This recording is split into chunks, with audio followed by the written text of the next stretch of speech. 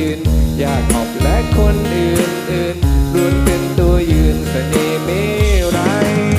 แดดร่มแผ่วมานั่งชนแก้วริมคลองไม่มีแบรนด์ดีสีทองก็มีแบรนด์ดองชุ่มใจ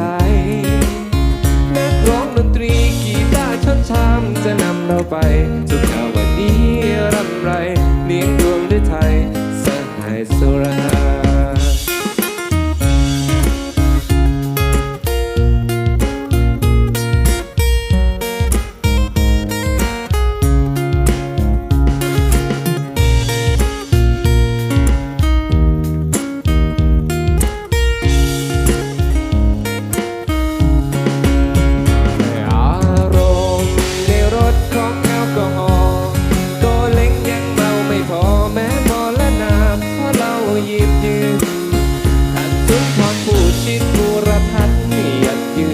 อยากขอบและคนอื่นล้วนเป็นตัวยืนเสน่ห์ไม่ไร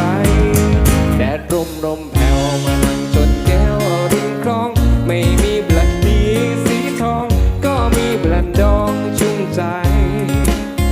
นักร้องดนตรีกีตาร์ชดชามจะนำเราไปสุขาวดีรำไรเลี้ยงดวงด้วยไทยสหายสุรา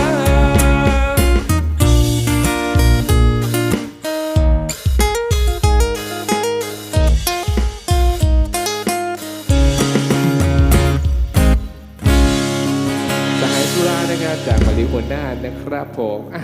เจอกันในช่วงที่2นะครับ